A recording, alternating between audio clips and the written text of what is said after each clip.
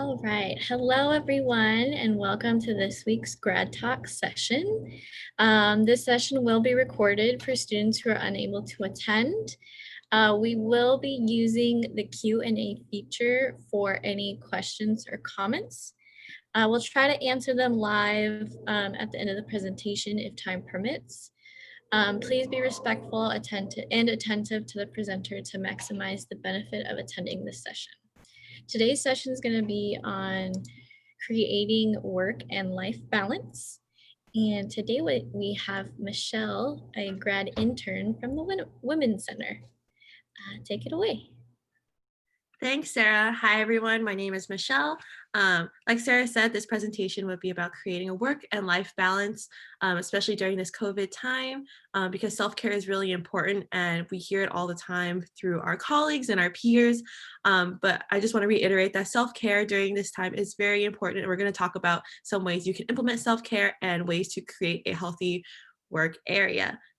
So just to get started, just a little bit about me. Again, my name is Michelle Liu. My pronouns are she, her, hers. I'm the Women's Center graduate student intern, and I am currently a second-year Master's of Public Health candidate. My concentration is in public mental health. And just some background about me. Again, I got my bachelor's in biology neuroscience from UC Riverside. And I came directly here to UC San Diego, so I'm within the UC system again. Back in Riverside, I was the wellness educator at UCR Student Wellness Center called The Well. There, I was part of Active Minds, it's a little different.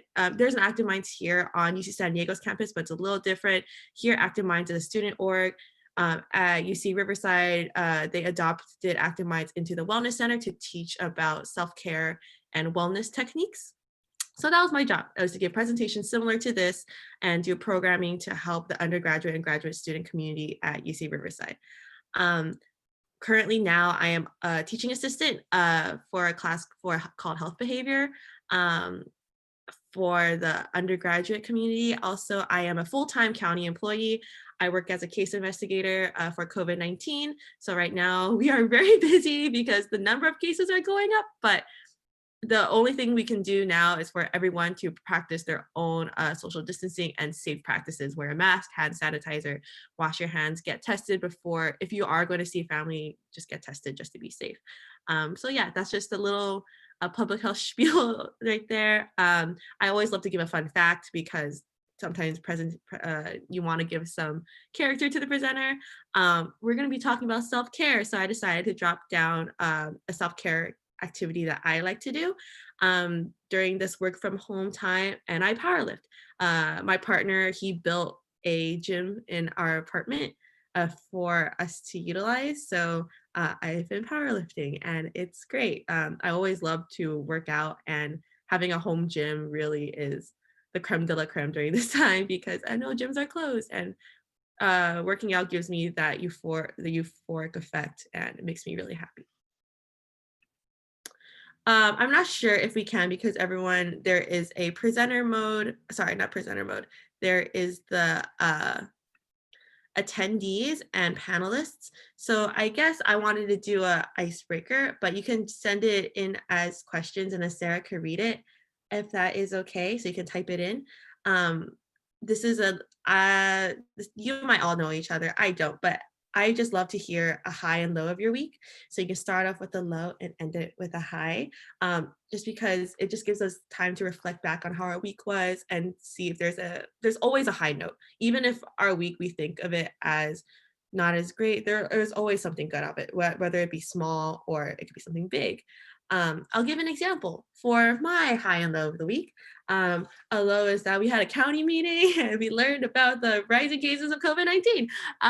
But that comes with work, and again, all we can do is practice our own safety techniques, right? But a high of the week is that I'm going to get to see some friends tomorrow on Halloween. We've all got tested for COVID-19, and it's a small group of us, and I'm just so excited to see them because humans are social creatures, and friendship is really important. So yeah, that is my high and low of the week. Sarah, if you can read out some of the questions, if possible, or if I could see them. Let's see. You can also use the chat feature, since it's not questions, it's just whatever. Oh, perfect.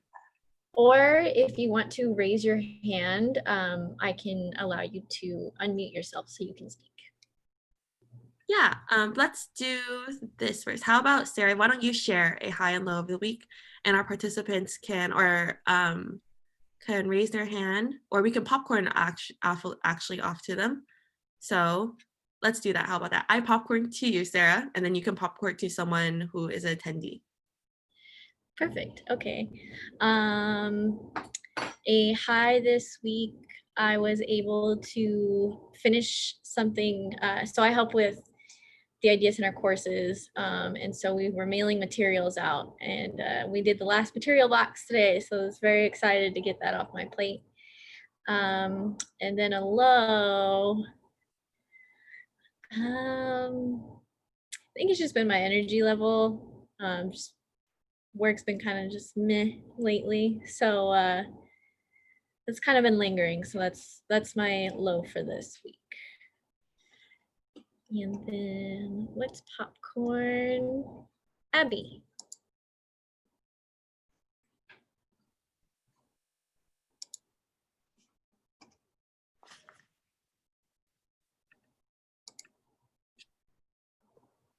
Abby, you're currently muted, but you've been giving talking permissions.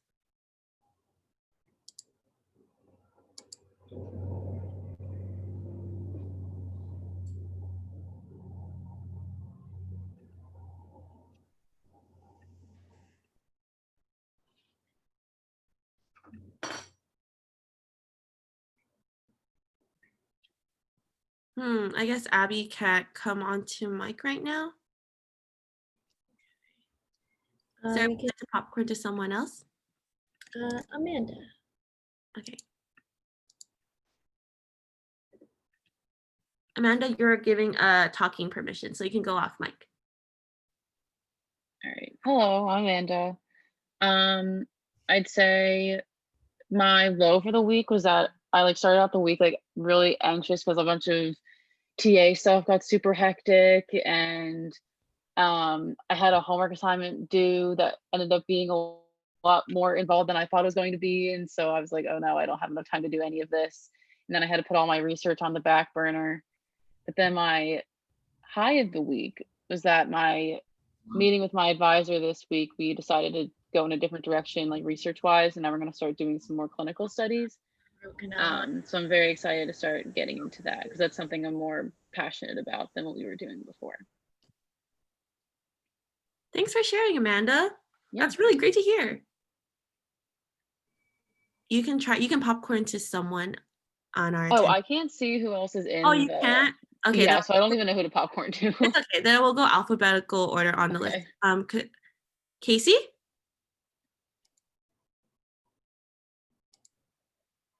Hi, can you hear me? Yeah. Yeah, we can. Hello. Oh, they got talking permissions gone. Oh, let's see. Let's try again. Perfect. Can you hear me? Okay. Yeah. Yeah, so name's Casey. I'm a PhD student at UCSD. I guess a high point was I finished a big script related to my research that I needed to finish to generate a lot of more information for my project, essentially. So that was good news.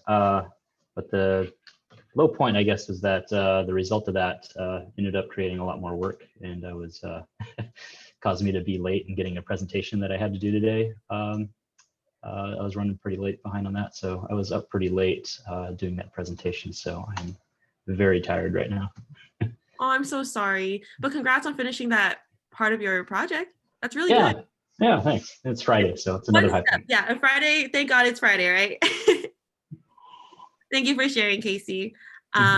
Let's see. Let's move next to Emily. Hi, does this work? Yeah, you're good. Cool. I guess a low point is just I had this one homework assignment which was really complicated and also just not very interesting. So it was just bashing through a lot of computations and that was not fun. And I guess a high was just getting to see some friends, which is nice. Yay, that's great to hear. I know work can be really hard, and sometimes an assignment you think it'll be fine, and then you actually get into it, you're like, oh no, what did I get myself into? But hopefully that homework assignment is done, and you got to see friends. Good thing. It's a great thing. Thank you for sharing, Emily. I think last person, Jofan.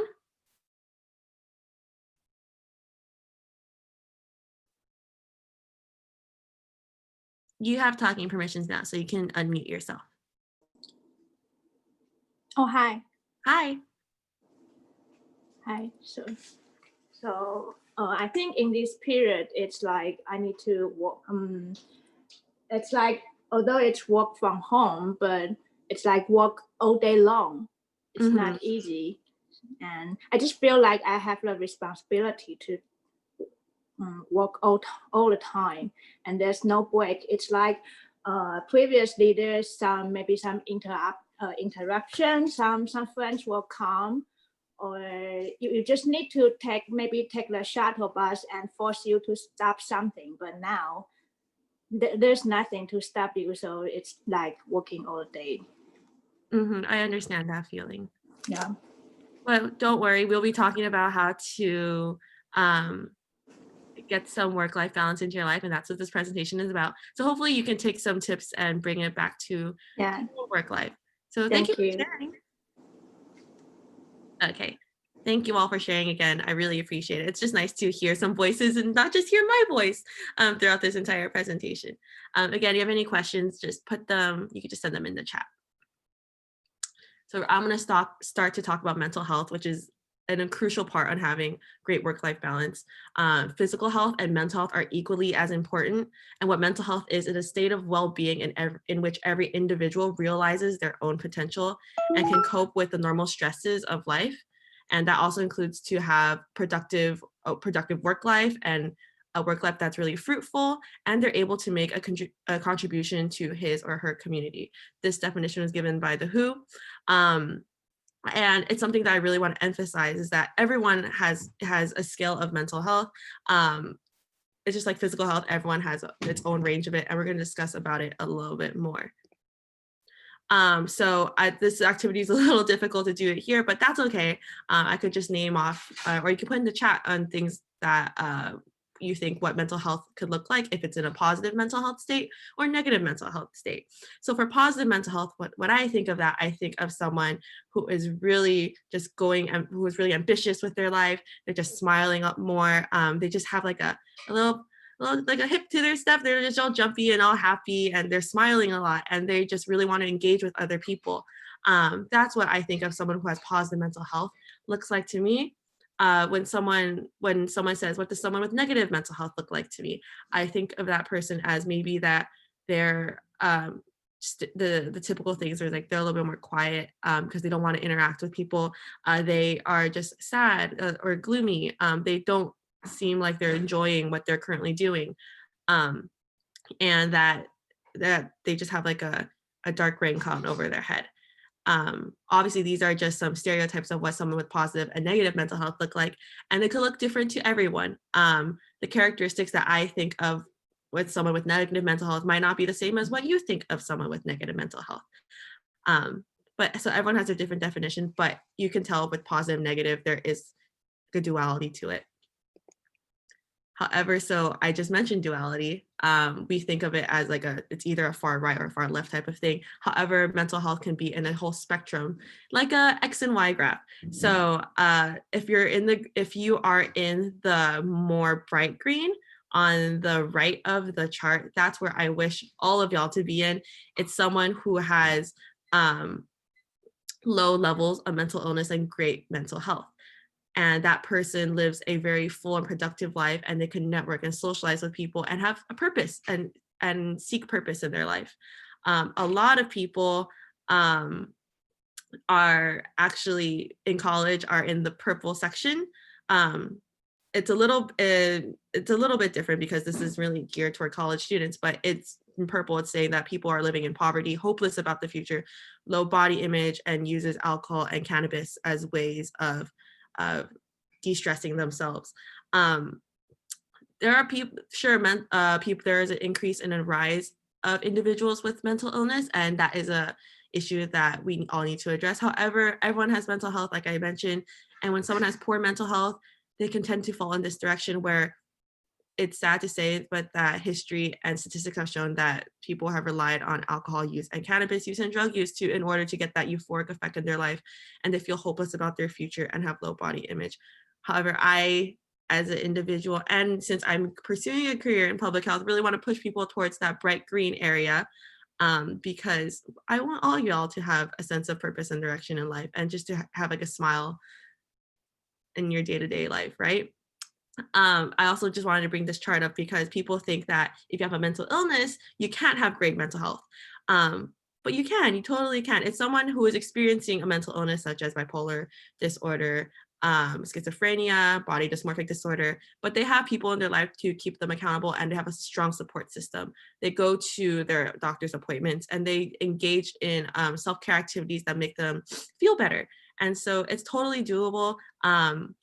I'm going to share a little bit. I have suffered through a number of mental illnesses in my past, but I thought I always had great mental health because I knew I had my support system. I knew that I could talk to people whenever I wanted to, and I knew what self-care techniques made me feel better. So you can totally have great mental health and have a mental illness. Going from that to the 8 dimensions of wellness, mental health incorporates all these dimensions of wellness, and wellness is a holistic integration of physical, mental, and spiritual well-being, fueling the body, engaging the mind, and nurturing the spirit. So obviously, to have great mental health, you should take care of yourself, and that taking care of yourself is the wellness component. And if you look on the left, we all think that we have all these responsibilities, and it's true, a lot of us do. We have physical things to worry about, intellectual things we worry about, environmental issues, occupational, social issues, financial. And we all really want it to be this perfect pie chart where we give enough time and energy to each component. However, that's not the case. That's not the case at all. Most of our pie charts look like the one on the right.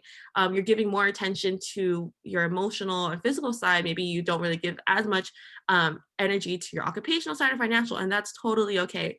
Every part, every section of that pie chart is not supposed to be equal. You're supposed to be given and divide up that energy into different parts. Our lives are not meant to be a perfect pie chart. Even though society sort of wants us to be like that, it's not. We're not supposed to be that perfect individual, because there's no such thing as that individual, right? So if you're realizing that you're putting more energy towards maybe your spiritual side and social side and less on your occupational side, don't be so hard on yourself. That's okay, because if you're giving the right amount of attention to your occupational side, like for school, you're giving just the right amount, then that shouldn't stress you out, right? If you're giving what you think is appropriate, that is okay with you. You shouldn't let someone else or society dictate how much energy you need to give into that one area. So what I'm saying is, don't strive to be the pie chart on the left, because in reality, all our pie charts looks like the one on the right. Again, nobody is perfect. So in order to give each slice of the wellness pie an additional boost, a lot of times what we do is practice self-care. So self-care is any practice that helps us reduce stress and replenishes our wellness resources and help us maintain long-term health. So this is a great example that a friend and colleague at UCR said. Self-care is like a bank account. If you withdraw more than you deposit, you'll overdraw your account, and the bank will charge you a very hefty fee. The same is true for people. If you're constantly withdrawing your time and energy, but not replenishing it, it'll eventually catch up with you, and there'll be a big price to pay. So you can give and give and give to people. You can try to be the best you can in your job setting or in your education. You can try to be the best, but if you're not replenishing yourself and giving yourself that time and care and love, you'll be drained, and you'll end up in what a lot of people say, a burnout.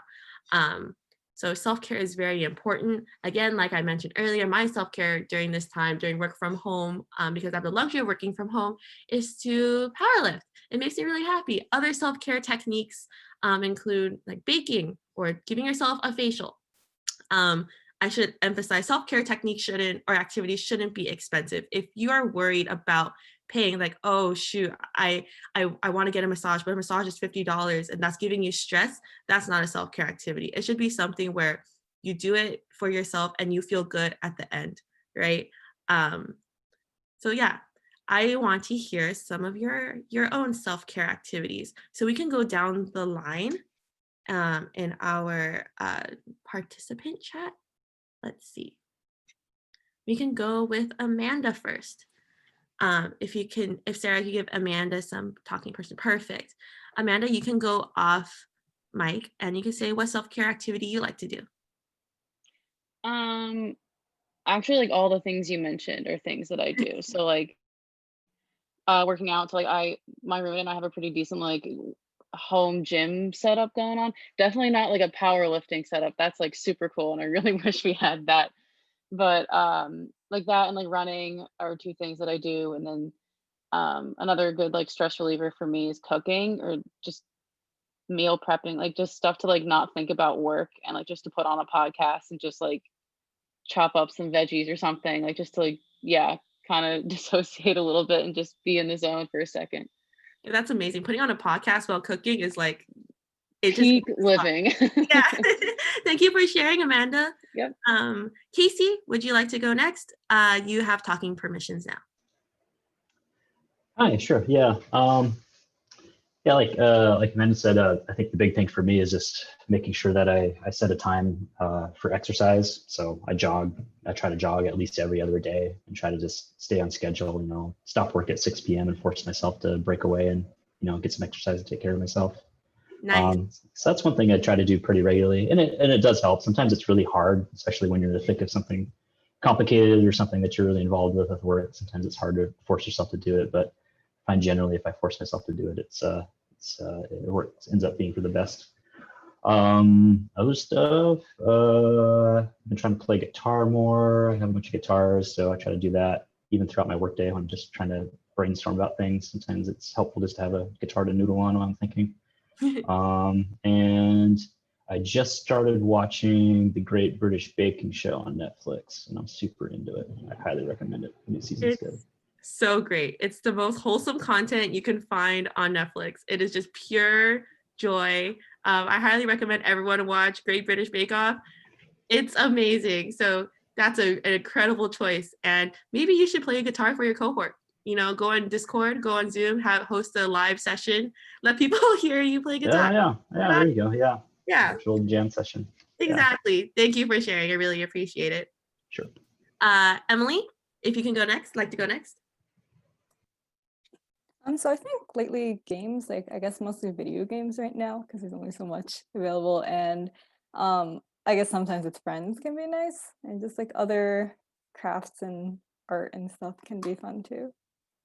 Yeah, I know a lot of people were really into like is it acrylic or like they're doing pour art, and it was resin and it looked super cool. So I saw a lot of that online, and a lot of people are playing Among Us. Like the server has been crashing when I've been playing, but gaming has been really fun and a great self-care technique, and you get to socialize. So yeah, that's amazing. Thanks, Emily. And Jofan?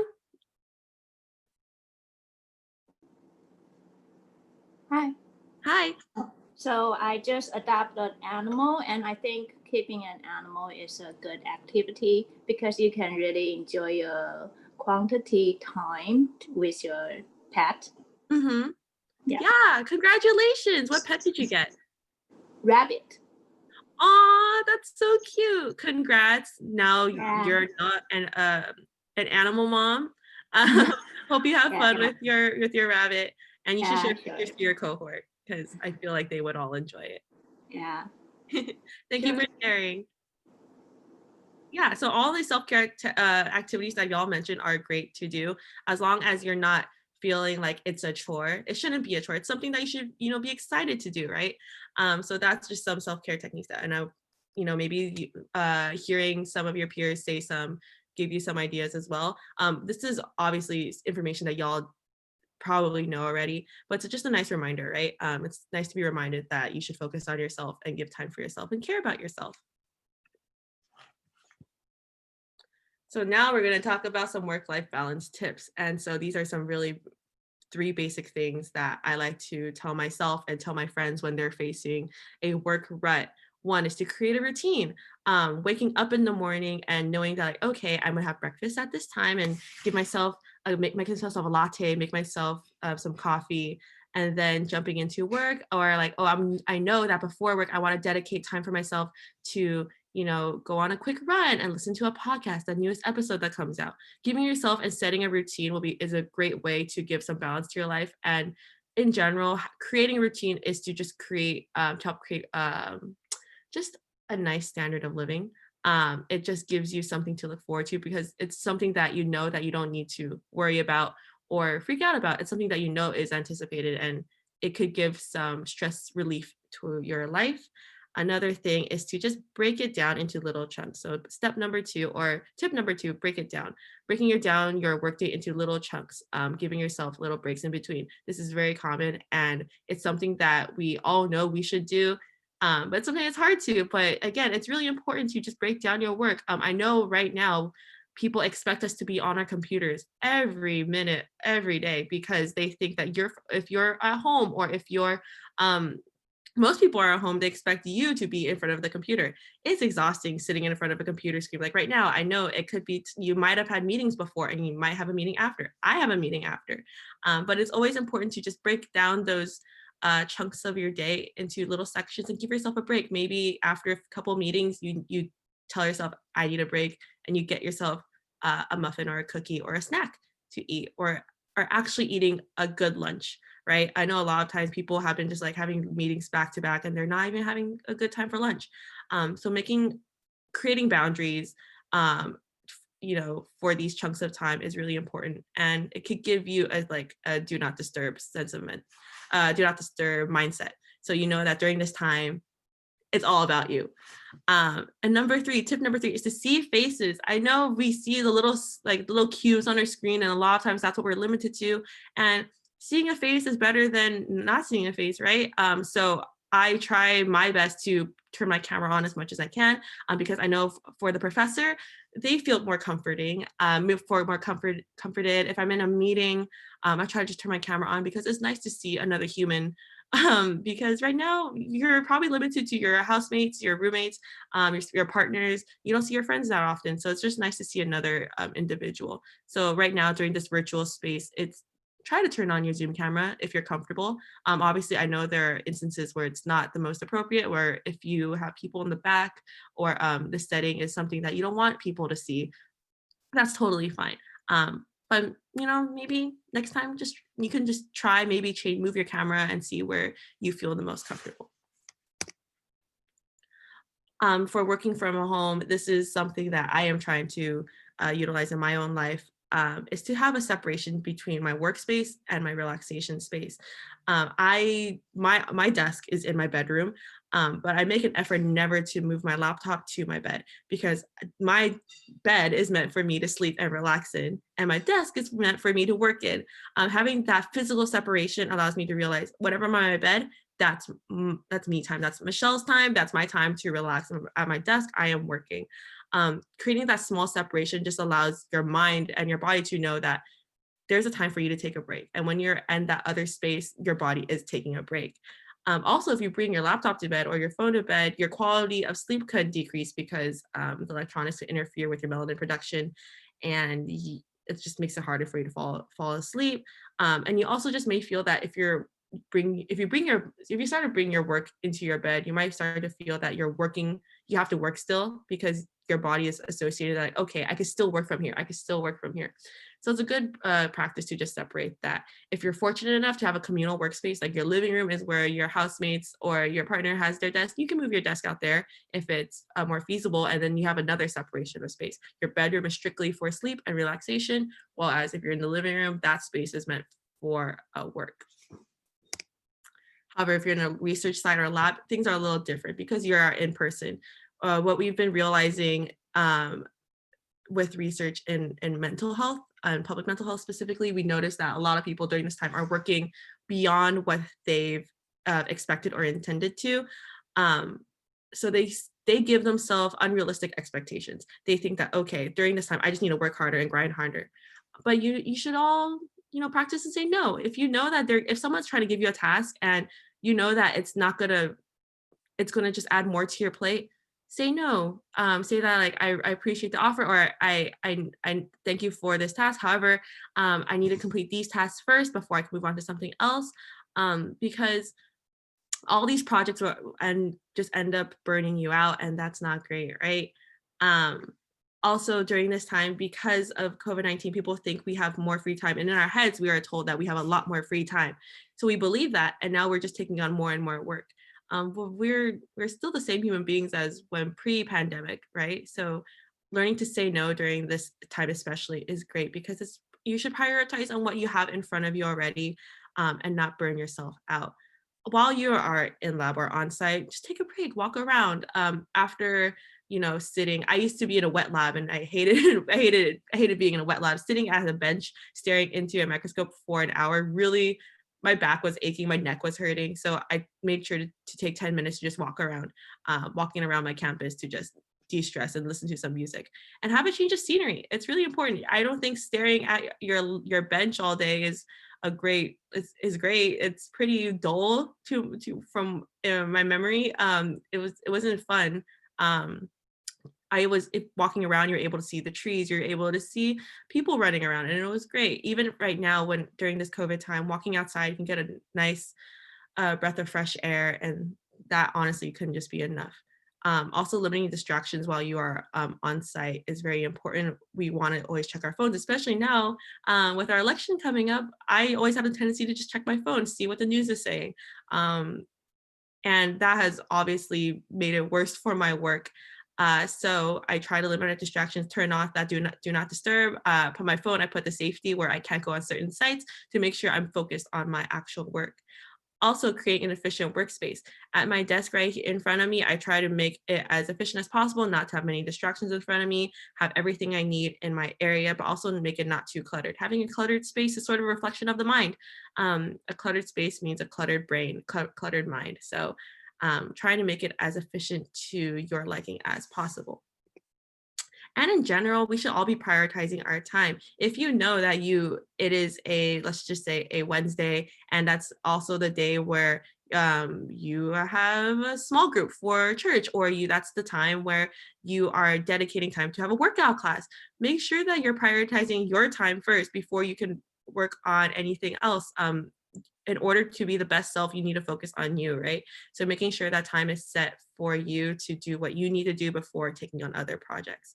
Creating set work hours. This is something that I think people in the United States are struggling with, because a lot of people work 9 to 5, and after 5 they still answer emails. After 5 they still answer phone calls. As a TA, I get emails from students saying that they need help with an assignment, and we've told them in class, after 5 p.m. expect a response the next day. Same thing with on the weekend. If they're sending me an email at 6 p.m. on a Friday, I've clocked out. They're going to get a response on Monday. And I understand, as a student myself, I understand that sometimes I want these questions answered, but setting that standard to letting people know that I have work hours and I will respond within my work hours is respectful towards yourself, but it's also letting them respect you, because you need time for yourself to do your work, right? In general, you need to give time to take a break. I mentioned this earlier, but it's nice to hear. Give yourself time to take a break. The only time you're able to take a break is you tell yourself, hey, take a break, go get a snack, go watch a YouTube video, listen to a part of a podcast. The only way you're able to fully take a break is if you tell yourself, hey, take some time and take a break. Another thing is manage your mind. And when people hear that, they're like, what are you talking about? We overthink a lot, especially now. We overthink a lot, thinking about what our people higher up think of us in terms of our project. Oh, I didn't do this correct, or oh, this assignment, I hope I'm doing this correctly. Oh shoot, during the holidays we're not going to be able to see family. What am I going to do? We have the tendency to overthink and freak out a little bit, but we have to take life day by day. Every day has been changing, so keep a reins on your mind and sort of, hey, to tell it to take a step back, to calm down, focus on what's currently in front of you, because that's all the power you have then, is to focus on what's in front of you, right? So manage your mind well, because it can help with the stress in your life, and be gentle with yourself. we are fortunate enough to be in school. We are fortunate enough some of us have a job, fortunate enough to have we have roofs over our heads, and yet we stress and we put a lot of pressure on ourselves, thinking that, oh, we have all these things, maybe I should be working extra hard. We are all human. We all worry and stress about different things. Your stress is valid. What you worry about is valid, but be gentle. It's totally fine. If you realize that you are being overworked, let the person directly above you or responsible for you to let them know, hey, this week I just have too much on my plate and I need time for myself. It's not a great week, but I'll be sure to check in with you. Because you, again, like I've mentioned many times in this presentation, you need to have time for yourself and for yourself to heal and just recuperate, right? So please be gentle. And it's something that I needed to hear a lot in undergrad, is to just be gentle with myself. And now in grad, I always remind myself, hey, be gentle.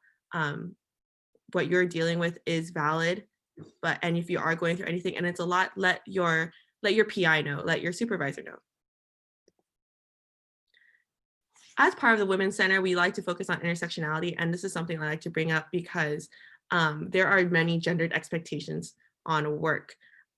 When we clock out at 5 p.m., let's say, men and women think about many different things, and it's just what society has placed onto us. Statistics have shown that women are more likely than men to report a great deal of stress. Half of the women that were surveyed in this study by the American Psychology Association, they reported that their stress has increased over the past 5 years compared to men, where 4 out of 10 men have reported that. Women are far more likely to report that money and the economy are sources of stress, while men are far more likely to cite that work is a source of stress. Women are more likely than men to say that having a good relationship with friends and family is important to them. And this is what society has placed, and it's obviously societal constructs are a construct and they all change, and it doesn't mean that men don't think this at all, think these issues as well. But many a times, and even the science has shown that women just tend to just stress more. They stress about what to do next, especially if that woman has a family. They worry about what to do when they get back home, what priorities they need to do. Do they need to help around the house? Do they need help with their partner's tasks? Do they need to worry about what other things going on in their life? And typically men don't think about that.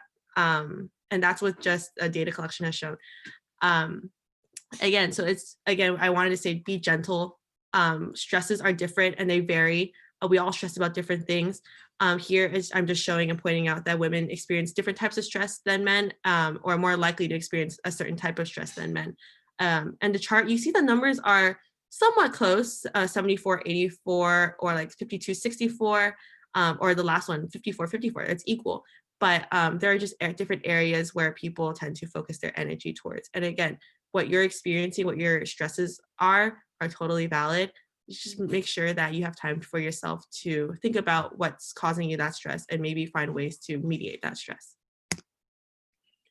As a grad student, I was not told about any campus or any resource centers or just any resources in general. All I was told is that, hey, you have your cohort's going to be with you for 2 years. They're your support system.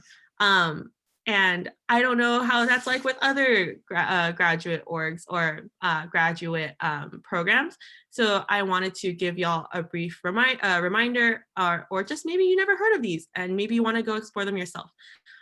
There are many campus community centers on UCSD's campus. There's APIMETA, which is Asian Pacific Islander, Middle Eastern, Desi American programs. There's the Black Resource Center, the Cross Cultural Center, Raza Center, Intertribal Resource Center, LGBT Resource Center, and the Women's Center. All these centers are here for you all. Everyone is virtual, but there's so much programming too. So if you want to find community and make friends, or just you want to hear what other people are saying and speaking about, go check out their Instagram pages, their Facebook pages, their website to see what programs they have. UCSD student health well-being is constantly talked about, but a lot of people don't really know what that is. That includes counseling and psychological services, the zone, health promotion, and student health services. I know many graduate students have UC SHIP, and so they get to use those services. So be sure to get a physical, get a checkup in general. If you have health insurance, go get your yearly physical done to just see how your health is at. It's always nice to talk to your primary care physician about what's going on in your life, because every year things change. CAPS is still being open and functioning. Many programs are happening online. So if you want to attend a group session, or you want to just talk or have one of those events where you can hear a professional talk about different self-care techniques or talk about ways to relieve stress, please check out CAPS. Right now, the UCSD Rec is still open. There's different classes and programs being offered virtually, and some things are open where you have to register to attend, to check in, like checking into a gym to make sure that there's a certain number of people attending and they have time to clean.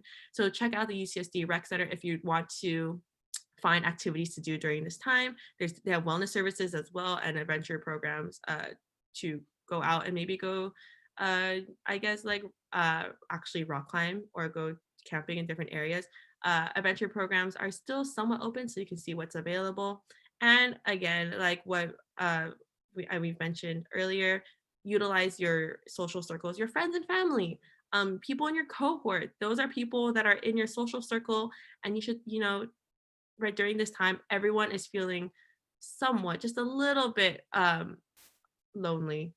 We were fortunate enough to have people in our lives, but it's not the same as it was when we were all in person. So reaching out to your family, chosen family, friends, and cohort members to see, just check in on them. We see them in class, our cohort members, but we don't really know what's going on in their life. So maybe check in on them and see what's going on with them. I want to give a little introduction to the Women's Center. Everyone is welcome into the Women's Center. It doesn't matter if you identify a certain way or you are not a woman, you can still come to the center. It's open for everyone. We have different areas. This is just some pictures. Hopefully when we're back in person, you can all utilize this. There's a workspace. We have a great area where you can heat up food, because going into oh shoot, I haven't been to UCSD long enough. Price Center, if you go to PC, something's not as clean. So you can come to the Women's Center to heat up your food, or just sit on one of our comfortable couches. And the Women's Center, again, is still offering opportunities to engage with critical content and connect with the community. This is all happening online. So hopefully you all get a chance to check out the Women's Center's Instagram page and website to see the other events that are going on. And because I'm the graduate student intern, a lot of the events are catered toward graduate students. So keep an eye out for those events. Again, like I mentioned, the Instagram page is UCSDWC, and you can check out all the content at women.ucsd.edu. Thank you for coming to this. I hope you got some tips and some takeaways from my presentation. Again, if you want to reach out to me, my email is mil189@health.ucsd.edu. I am, again, part of the Women's Center. Thank you all for being here, and thank you for sharing. It's really nice to hear voices in a presentation like this. So thank you for coming.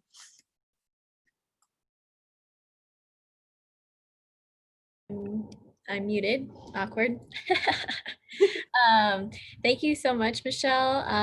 Would you want to open it up to any questions? Yeah. If you have any questions, please send it away.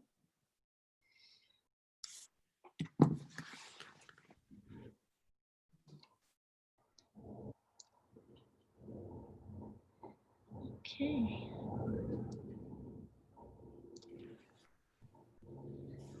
Well, I guess that covers it for today. Thank you again for your time and your lovely presentation. It's always a pleasure to interact with different partners on campus. And join us next week for our next grad talk. You can find our information at idea.ucsd.edu and register for next week's. Thank you and have a great day, everyone. Bye, y'all. Bye.